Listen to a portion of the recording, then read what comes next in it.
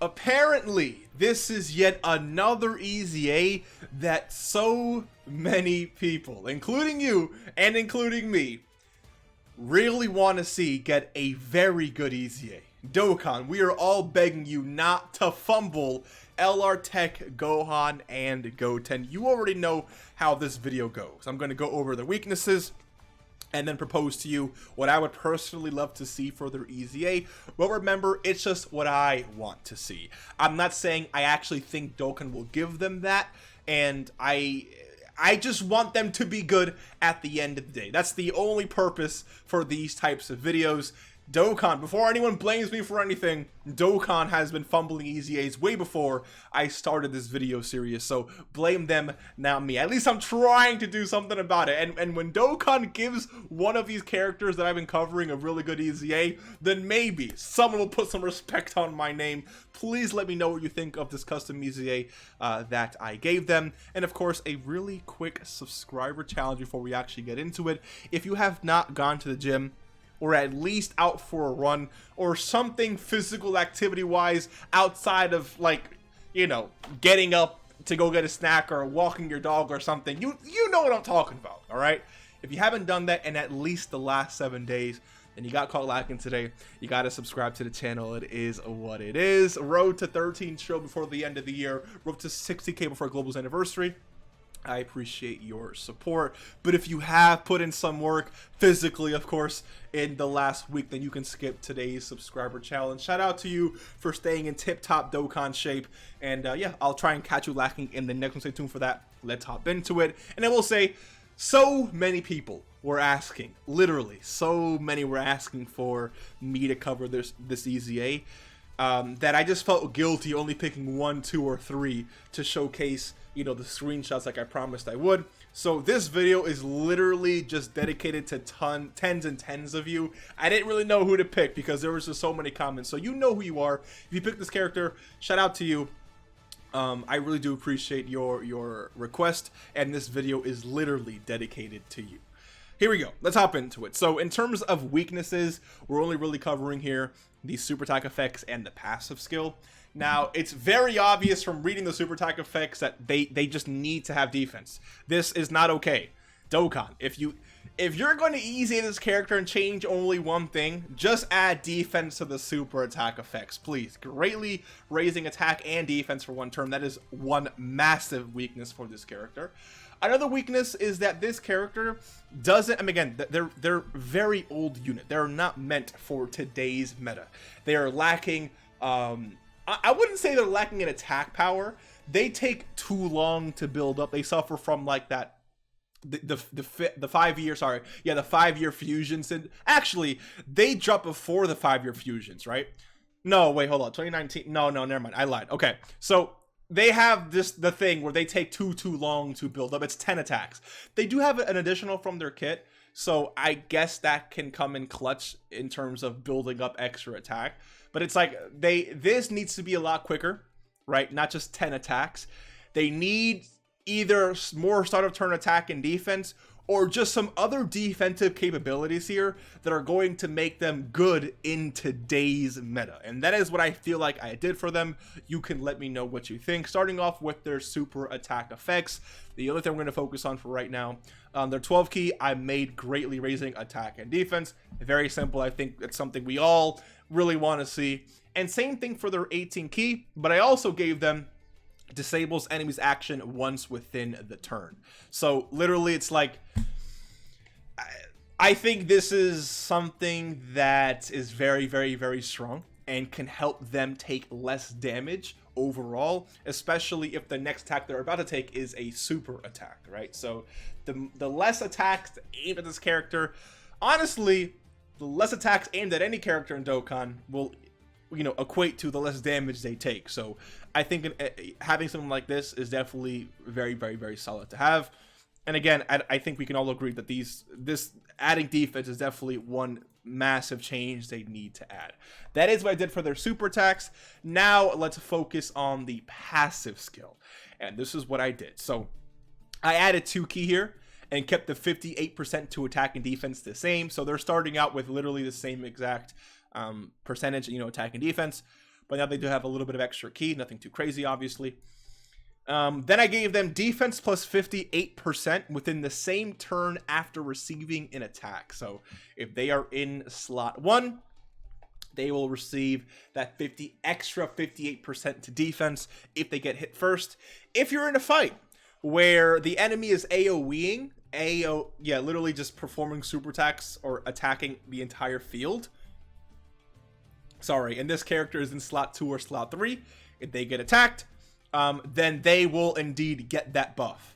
So that way, when it's their turn to attack or whatever, this buff will already be active for them. So, you know, just a little extra defense there. Then I said, or just added, launches 2 additional attacks, each of which have a medium chance of becoming a super attack. So the reason why I did this is A, to give them a little extra offensive power, because it didn't really change too much in terms of their offenses, and you'll see in a little bit. I increased it a little bit, but nothing too crazy. This EZA is more defensive focused, and you'll see what I mean. But I also wanted to help them stack up a little bit faster. Speaking of stack up, we're talking about ki plus 1 and attack and defense plus 30% with each attack performed, up to ki plus 5 and attack and defense plus 158%. See, this is where I think the big numbers are really going to come in clutch. Once you perform 5 attacks, you're built technically 6, because 3 times 5 is 15, so that's 150%. So you're going to have to perform 1 more, so basically 6 attacks to get that extra 8% there. But yeah, at the end of the day, it's 6 attack instead of 10 attacks. I mean, it was 5 attacks before for the ki, but 10 attacks for the full stats here. Now it's 5 attacks for ki, technically 6 attacks for full stats, which is going to give you 158% to attack and defense on top of your start of turn 58% attack and defense right there. So definitely a lot better defensively, and an extra 50% to attack there too as well. So very, very, very strong. And then I gave them reduces damage received by a very strong 58% when facing an extreme class enemy. The reason why I was so comfortable giving them this is because we have characters in today's game, like, I don't know, Gamma 1, who just for free has 50% damage reduction. It's a very stupid ability, right? So having a character be restricted to facing a specific enemy and then giving them 58% damage reduction, I think is not too OP at all. And guess what? This makes them super relevant in today's content, because all of Red Zone is what? Extreme class enemies. So you pop this unit right now into Red Zone, they're going to have 58% to damage reduction. And guess what? The first stage of Red Zone may not be that tough, but that's okay, because this character needs to build up. And guess what? You had this character in slot 1, sure. 58% of defense is not that great, but they do have 58% to damage reduction, or with damage reduction against Red Zone. And they're going to be performing guaranteed 3 attacks per turn. Your actual attack plus 2 guaranteed additional normals, right? Which is going to equate to an extra 3 ki and 90% to stats immediately, which is going to supercharge their defense, in my opinion. On top of, if any of these become super attacks, you're now greatly raising attack and defense for 1 turn on both 12 and 18 ki. So this character is way better automatically, but we're not done. We're not, because why would I be done? This character needs to be one of the best sellers. I used to have a lot of fun. Actually, you know what I want to do real quick? I pulled this up and I completely forgot about it. I wanted to do a quick hypothetical before I finish this. Let me finish the EZA first. Let me not jump around and get too excited. I think this EZA is maybe a little bit maybe a little broken. Maybe actually I could change this back to just 100% or something like that. I don't know. But let's continue. Plus the additional defense plus 58%, and all attacks become critical hits. There's an ally whose name includes Goku attacking in the same turn. And then attack plus 59% when HP is 59% or less, once only. I added that to give their active skill a little bit of extra power, because they are already massively raising attack. They are doing ultimate damage. If you have a Goku, this attack will literally be a critical hit. I left the conditions the absolute same, but this is just to give a little extra firepower to make sure you can kill the enemy.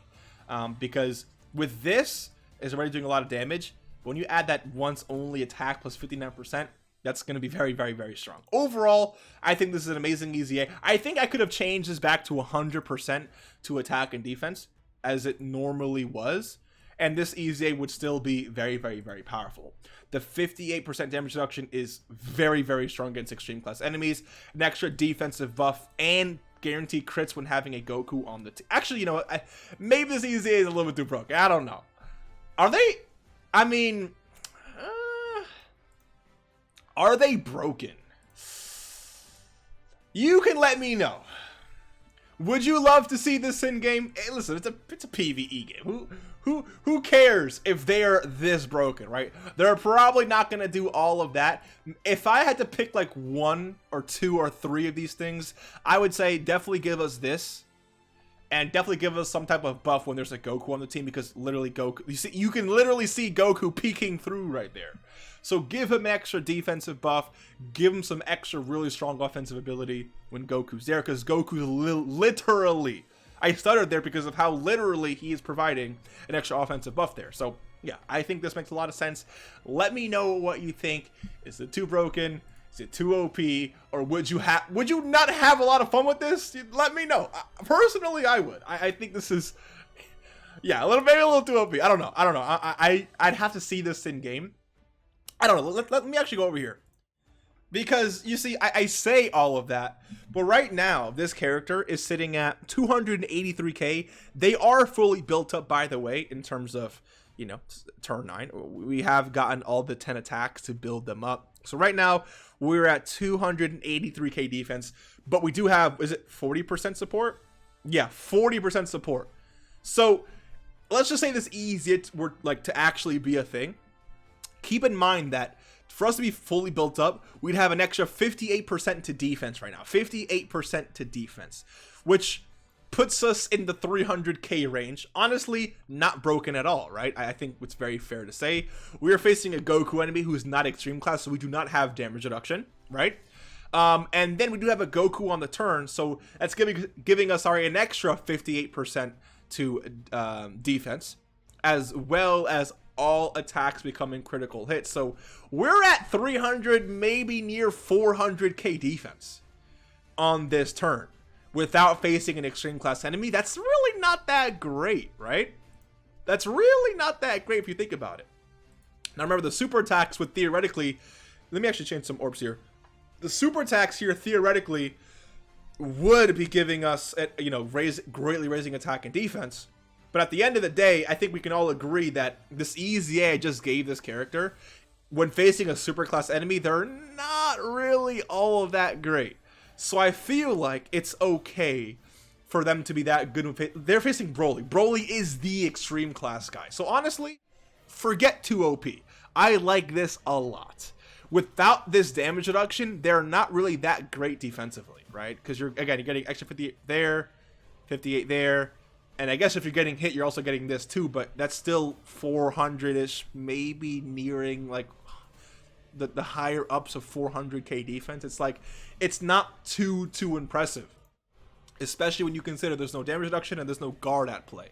Right now, all orbs are basically physical here, almost all orbs, I should say, and we are getting a 5% attack buff per orb obtained here.